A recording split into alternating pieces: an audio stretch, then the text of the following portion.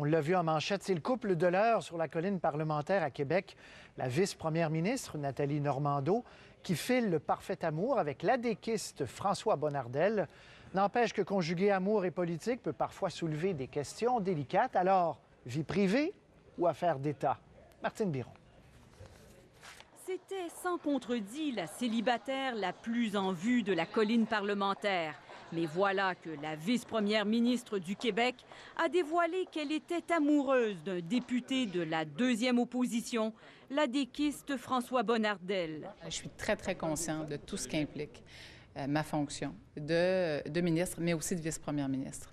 Alors, je fais mon travail avec intégrité. Je le fais maintenant depuis 10 ans. Une profession de foi que son adversaire politique a aussi dû faire alors qu'on lui prête des intentions libérales. Je suis un adéquiste dans l'âme et je vais rester un adéquiste dans l'âme et je vais travailler pour le prochain Conseil général et pour cette course au leadership. Comment vous pouvez Pourquoi vous dire ça? douteriez de ça, monsieur? Parce qu'au-delà du potin, aussi savoureux soit-il, c'est la question de l'éthique qui hante les parlementaires.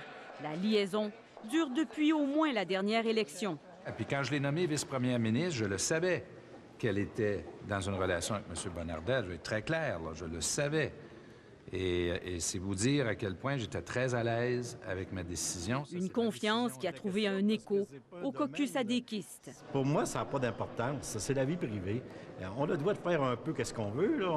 On est des humains. Là. Il faut dire que le Parlement en a vu d'autres. Mais jusqu'où peuvent aller ces relations?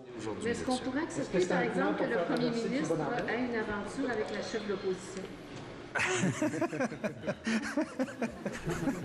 Cocasse peut-être, mais il reste que la situation est politiquement délicate. Le lien de confiance sera maintenu. Cet expert de l'éthique pense d'ailleurs que la pression interne sera forte sur la vice-première ministre.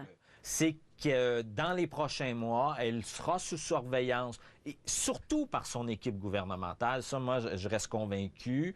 Il faut dire que la pression publique n'est pas très forte. Les Québécois ont d'ailleurs cette réputation d'être plutôt respectueux de la vie privée de leurs élus. Martine Biron, Radio-Canada, Québec. Michel Séauger, est-ce qu'il y a vraiment une question d'éthique qui se pose? Il y a d'abord une question de vie privée. C'est des gens qui vivent une vie publique, c'est bien sûr, mais ils ont droit à une vie privée. Et s'il y avait une question d'éthique qui se posait, là, tout est public dans notre système. S'il y a donné des contrats plus, au bon comté de Shefford un peu plus, bien, ça finirait par se savoir. Vous savez, on peut faire confiance aux gens, à leur discernement, à leur bon sens, même quand ils sont en amour, puis même quand ils sont de côtés différents de la chambre. Michel Séauger, merci beaucoup.